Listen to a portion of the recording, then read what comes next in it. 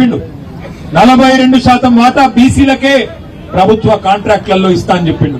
ఈ రెండు కూడితే ఎస్సీ ఎస్టీలకు 30%, బీసీలకు 42%, అంటే 72% వాటా. రూపాయి టెండర్ పిలిస్తే 72 పైసలు మరి ఎస్సీ ఎస్టీ బీసీలకే రావాలి. ఈ 2.5 ఏళ్లలో 72 పైసలు రూపాయలు కాదు, మొత్తం ఇప్పటిదాకా చేసిన 4 లక్షల కోట్ల అప్పు రేవంత్ రెడ్డి వచ్చినాక 4 లక్షల కోట్ల అప్పులో నేను అడుగుతా ఉన్నా, మొత్తం 4 లక్షల కోట్ల అప్పు చేసినావు కదా, 4 రూపాయలను ఎస్సీ ఎస్టీ బీసీ కాంట్రాక్టర్లకు ఇచ్చినవా? దమ్ముందా చెప్పేది? శ్వేతపత్రం ఇచ్చే దమ్ముందా? తెల్లారు లేస్తే నోటికొచ్చిన సొల్లువాగుడు, నోటికొచ్చిన పనికిమాలిన మాటలు. ఎన్నికలకు ముందేమో డిక్లరేషన్ల వరద, ఇప్పుడు నోరు తెరిస్తే బురద. అది తప్ప ఏమీ లేదు, బూతులు బురద తప్ప. ఒక్కటంటే ఒక్క పని చేసిండా ఒక్కసారి ఆలోచన చేయండి. కేసీఆర్ గారు మీకు చెప్పిందే అది.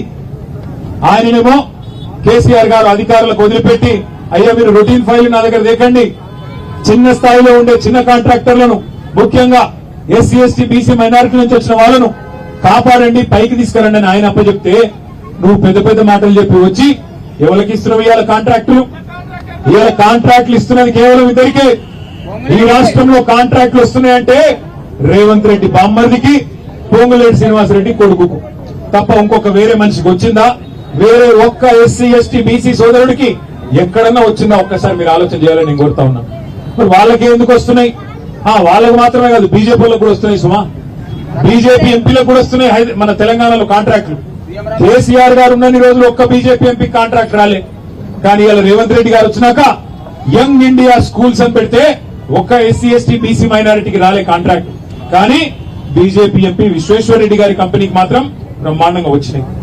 అట్లాగే రేవంత్ రెడ్డి గారు రోడ్ల టెండర్లు పిలిస్తే ఒక్క ఎస్సీ ఎస్టీ బీసీ మైనారిటీ సోదరుడికి రాదు. కానీ బీజేపీ ఎంపీ సీఎం రమేష్ గారికి మాత్రం 1300 కోట్ల కాంట్రాక్ట్ వస్తుంది.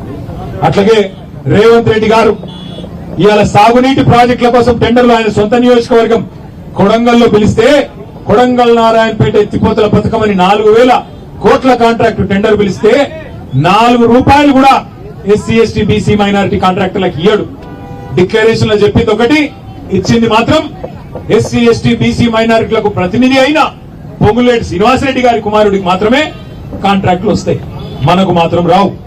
అన్న వస్త్రం కోసం పోతే ఉన్న వస్త్రం పోయినట్టు కొత్తవి రాకపోగా ఉన్న కాంట్రాక్టర్లే ఇవాళ మాయమైపోయే పరిస్థితి వచ్చింది.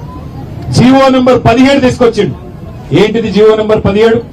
ఏంటిది అంటే, ఇదివరకు స్కూళ్లలో గురుకుల పాఠశాలల్లో ఎక్కడికక్కడ ఇచ్చుకునే చిన్న చిన్న కాంట్రాక్టులు, కూరగాయలు, చికెన్, పాలు, బ్రెడ్, ఇటువంటివన్నీ రాష్ట్ర స్థాయిలో నిర్ణయం జరగాలన్నట.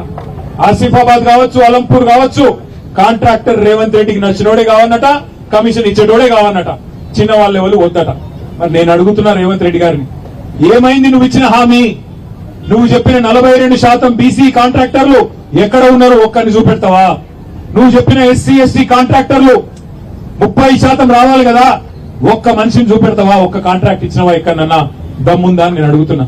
మాటలు లేకి మాటలు మాట్లాడు ఈజీ, గట్టిగా అడిగినావు అనుకో, ఏమైనా 30% ఎస్సీ ఎస్టీలకు ఇస్తాను ఏది అంటే ఏమంటారు? నీ లాగుల తొండలు ఇడిచిపెడతారు.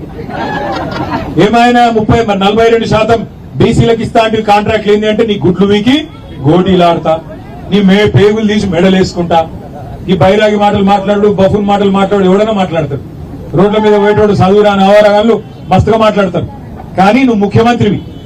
ముఖ్యమంత్రి అంటే అప్పుడప్పుడన్నా నోట్లకెళ్లి ప్రజలకు పనికొచ్చే మాటలు మాట్లాడాలి. ఒక్కటి ఇప్పటివరకు ఒక్క మాట మాట్లాడిండా ఈ 2.5 ఏళ్లలో?